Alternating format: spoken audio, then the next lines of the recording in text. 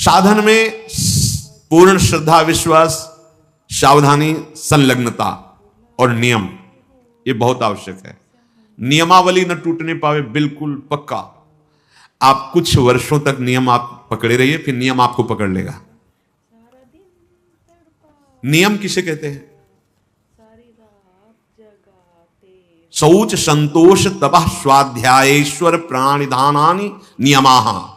शौच, संतोष, तप, स्वाध्याय, ईश्वर, प्रणिधान। आपका शरीर पवित्र रहना चाहिए, वस्त्र पवित्र रहने चाहिए। तब हृदय के, पहले बाहर की पवित्रता को संभालो, फिर हृदय की पवित्रता की तरफ। जो अभी सत्संग में शुरुआत में कहा कि मन से निरपेक्ष होना, ये परम पवित्र होने वाली बात है। मन से निरपेक्ष तभी जब राधा राधा चल रहा है, नाम चल रहा है, ये आपको बहुत पवित्र कर देगा हृदय। जब आप उसमें रागात्मक भाव से मन में लग जाते हैं तो अपवित्र हो जाता है। जैसे स्वर्ण को तपाया जाता है तो मल छोड़ देता है, निर्मल हो जाता है, ऐसे मन में जब जलन होती है तो पवित्र हो रहा है। आप समझ नहीं पाते और विचलित हो जाते हैं, वो मन ही की मलिनता नष्ट हो रही है, आप उसे अपने में लेकर के दुखी हो रहे हैं।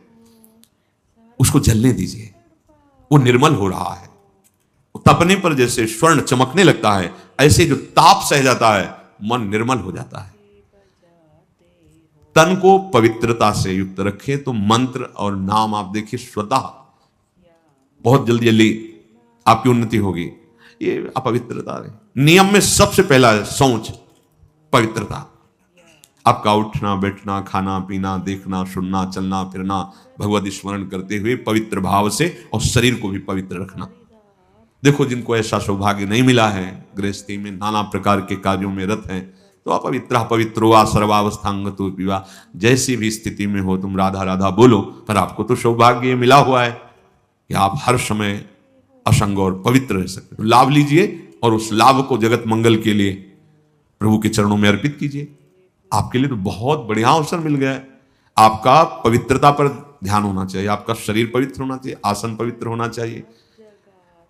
शौचाचार के विषय में पीछे सत्संग में बताया गया है। मिट्टी जल आदि से शरीर की और राग द्वेष आदि त्याग कर भगवत स्मरण करते हुए हृदय की पवित्रता होती है।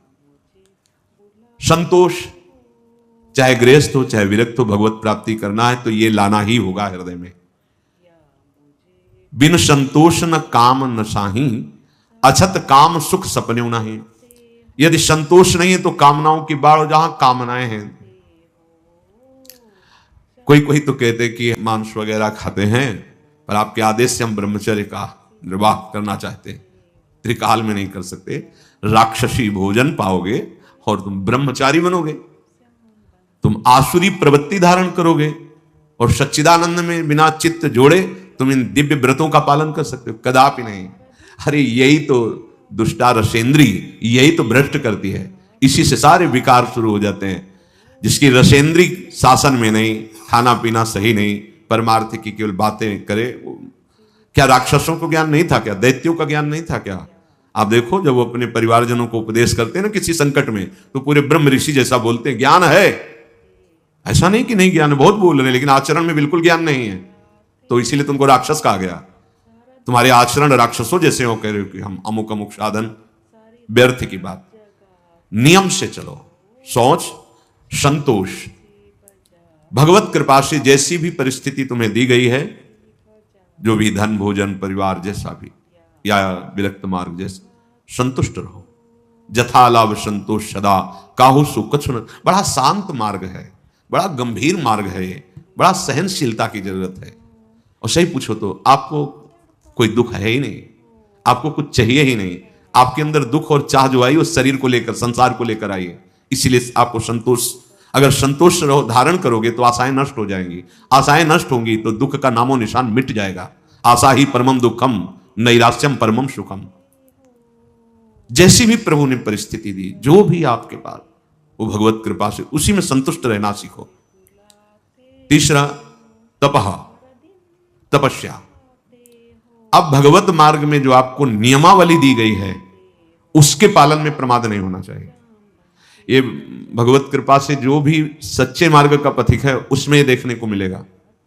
कैसी भी दुखद परिस्थिति हो, नियम इतना बड़ा बलवान होता है कि वो अपने आप उसे समय से, ये पक्का।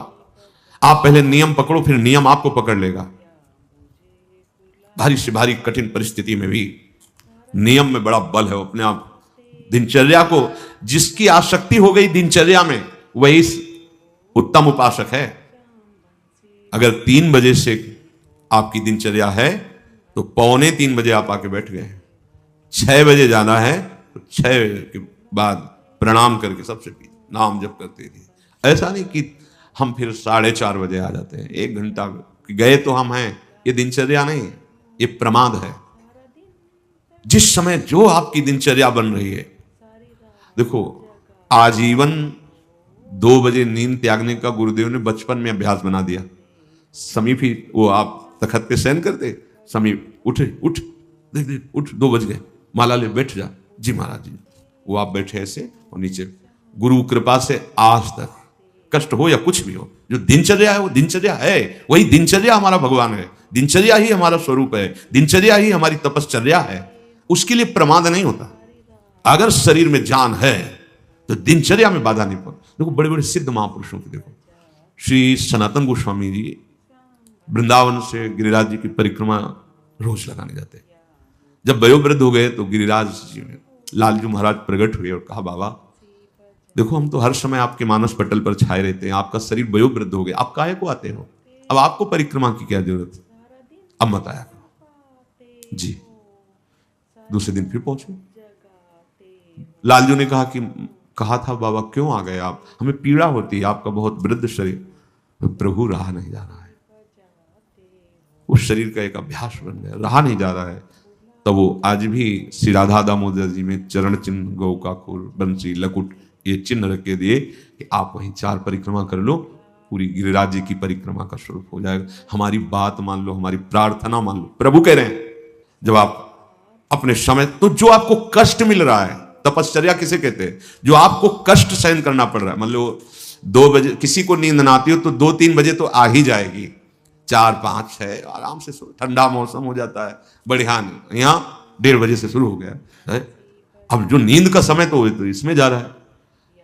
अब ये जो कष्ट आपको सहना पड़ रहा है, ये आपकी भारी तपस्या हो रही है, आपके दुष्कृत नष्ट हो रहे हैं रोज का रोज आप। और हम सिद्ध महापुरुषों को देखा है, ये 2 बजे की दिनचर्या बड़े बड़े सिद्धों में देखी। चैनपुर में तो स्वामी श्री मग्नानंद से 2 बजे पूरा परिकर सहित 2 बजे। अरे भगवत प्राप्ति के लिए जीवन मिला, सोने के लिए थोड़ी मिला है। थोड़ी देर विश्राम कर लिया, लग गए दिनचर्या में। जब ज्यादा शिथिलता हुई तो दिन में 1-8 घंटा विश्राम कर लिया। भगवत प्राप्ति करनी है, यहाँ सो के समय थोड़ी गंवाना है, यहाँ भोगों की भूल भुलैया में थोड़ी फंसना है। प्रभु के पास चलना है, अपने स्वरूप में स्थित होना है। तो जो आपको नियम मिला है उसमें, वो नियम ही क्या जिसका निर्वाह न करो, और निर्वाह करने में तो कष्ट मिलता ही है। नियम पूर्वक कोई कार्य किया जाए तो फिर कष्ट कोई परवाह नहीं की जाती है। और कष्ट ना हो तो नियम कैसा? नियम का वही मतलब है कि कितना भी कष्ट आवे, आपका नियम नहीं टूटना चाहिए। साधक की ऐसी दिनचर्या होनी चाहिए।